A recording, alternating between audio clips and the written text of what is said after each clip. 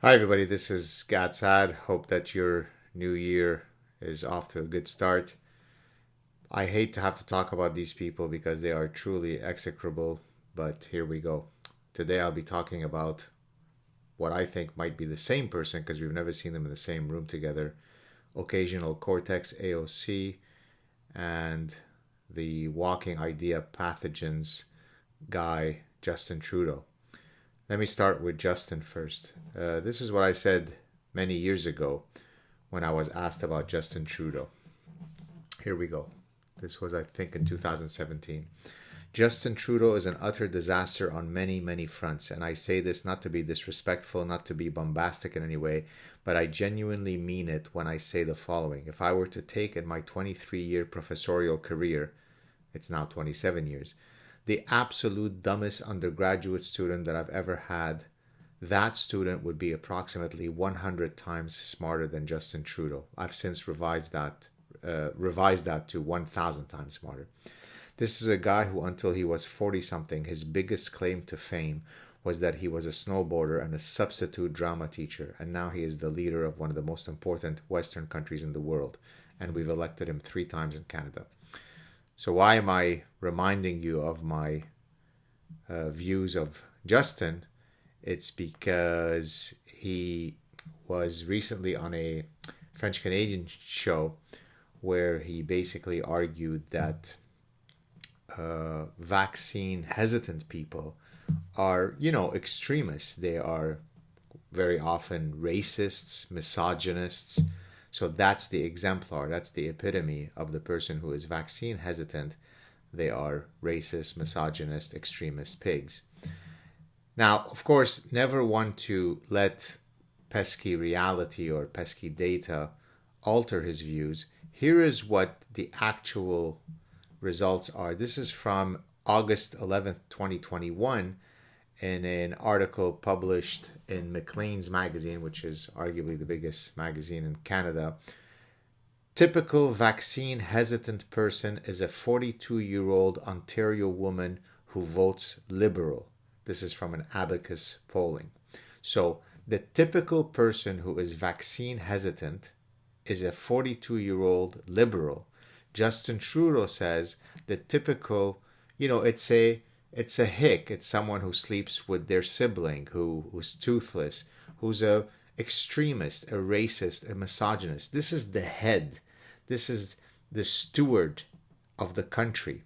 Division, division, division. Here's another one that I'd like to share with you. Carnegie, I will post the links to each of these articles in the description section.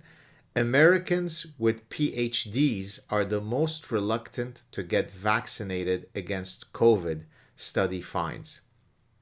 Carnegie Mellon University and the University of Pittsburgh researchers reported a U-shaped correlation between vaccine hesitancy and education level. They concluded people with PhDs are not only the most skeptical about getting vaccinated, but are also the least likely to change their minds about it. So Justin Trudeau goes in front of a large audience and says, if you are, and by the way, he also says, I'm not sure that we should tolerate such people in Canada.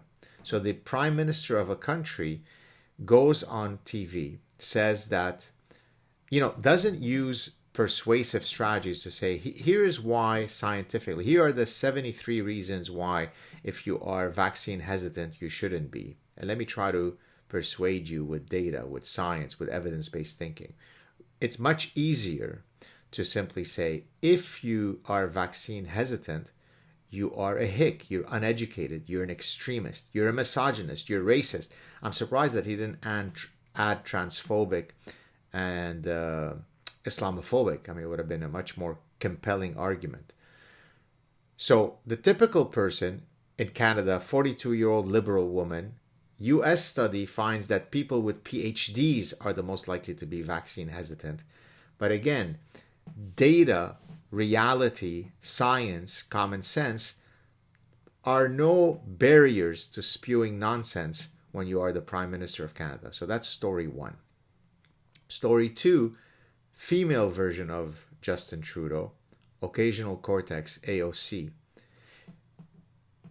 recently was photographed in Florida, hanging around, partying, no mask on, and so on. So people called her out for her hypocrisy, and it's perfectly fair game to do so, given the positions that she's taken, the moral grandstanding that she engages in, the wagging of the finger at you.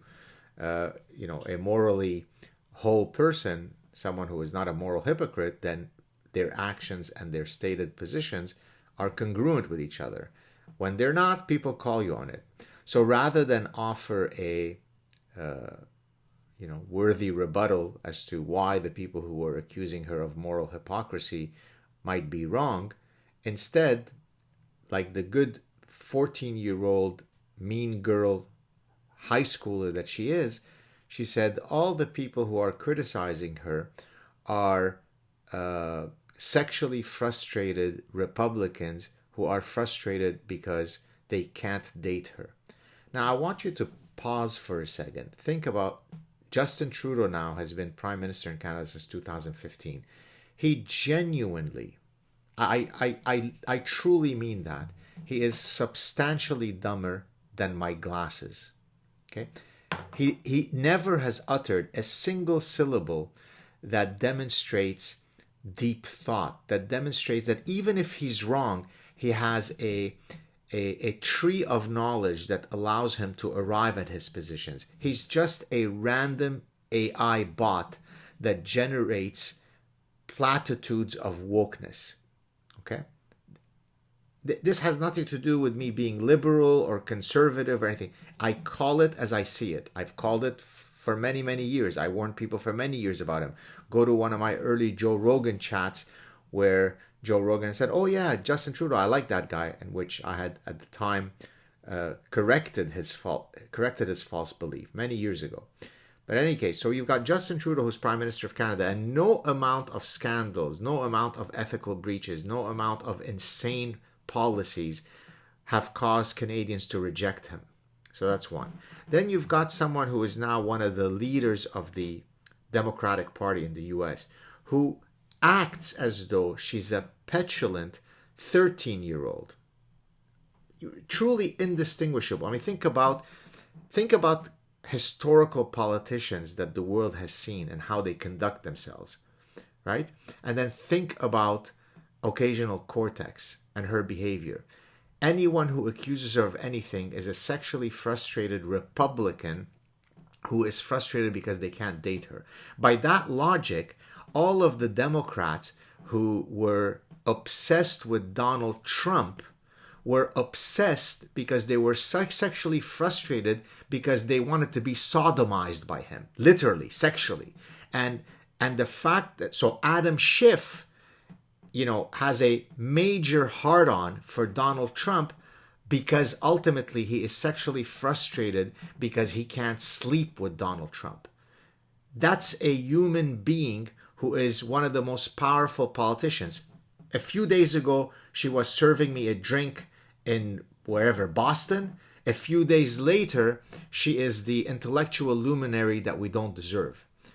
This is the problem with politics, is that it attracts only the worst in society. The parasites, the narcissists, the authoritarians, anyone who has integrity, who has depth, who has profundity, says by definition, because I have these values, I don't want to be in politics. So for example, I've been asked by many people, including people in very high political places, "Hey, why don't you run, Professor Saad?" And I say, because I would be a useless politician, because I have integrity. Remember in Arabic, I have sharaf, strong personhood, because I am pathologically honest. I can't speak from two sides of my mouth. So I wouldn't last as a politician for 15 seconds. But morons, imbeciles, narcissists, 14-year-old mean girls are the ones who ascend in politics.